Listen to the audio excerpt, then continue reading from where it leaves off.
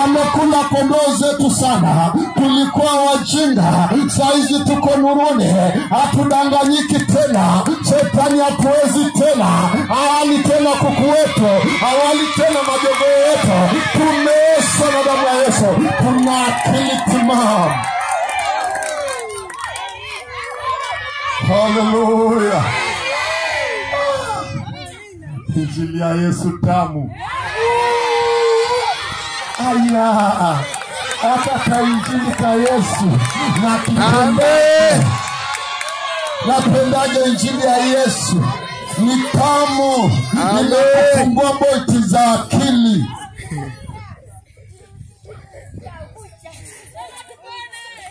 Unaenda kwa mganga, anakufungia kikamba fulani kiunoni cheusi, alafu unashangaa kina mafi ya kuku kichafu. Au wakati mwingine anakakuwekea kamjusi, anakuambia hii kiboko, unakuta kinapumua, kinahema. Kumbe kimjusi ndio kimewekwa, alafu unafungiwa kiunoni. Alafu bahati mbaya unaoga, lakini chenyewe ukiogeshi kikifa kinaoza, kinanuka, kinaanza kuingia chawa. Hata ukipanda kwenye basi sijui unaenda Matui, watu harufu mbaya. Kumbe irizi inanuka. Kwa nini wana uchafu kama huo? Sikiliza nikupe ushuhuda.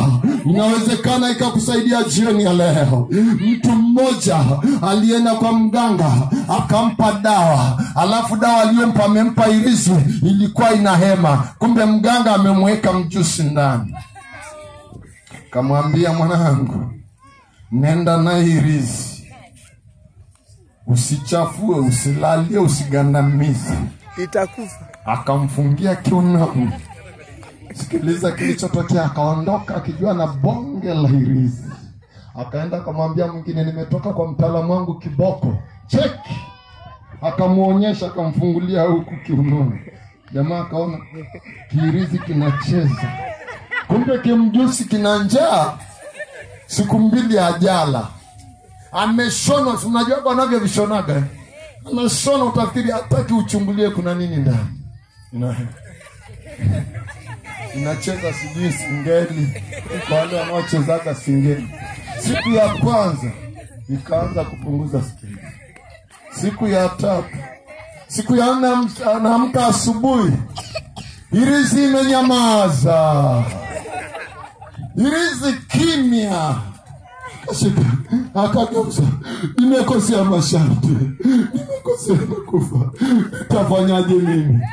Anaanza kuomboleza. Ameharibu masharti. Na mganga amempiga bonge la biti. Unafahamu biti? Yani ametishiwa. Kiirizi hichi kinyamaza kimya, kuna hatari ya wewe kufa. Irizi kinyamaza kimya, angalia na moyo wako utaenda kunyamaza. Kwa hiyo akaanza mwenyewe pressure, anatetemeka. Asubuhi na mapema akafikiri labda saa 8 irizi itaamka. Saa 9, saa 12 jioni kama hii, mapigo yakaanza. Yeye mwenyewe mtu pressure, irizi haitetemeki tena, haipumui. Paka akawa anaogopa, anaona aibu kumpigia yule rafiki yake aliyemwambia mganga wangu ni kiboko. Nani amekwambia mganga ni kiboko? Mchafu yule tu, mende, chawa mwenyewe, kiroboto. Mtaalamu ni Yesu tu. Usidanganyike. Mganga ana nini? Wakati mwingine ana vijini 3 4 tu.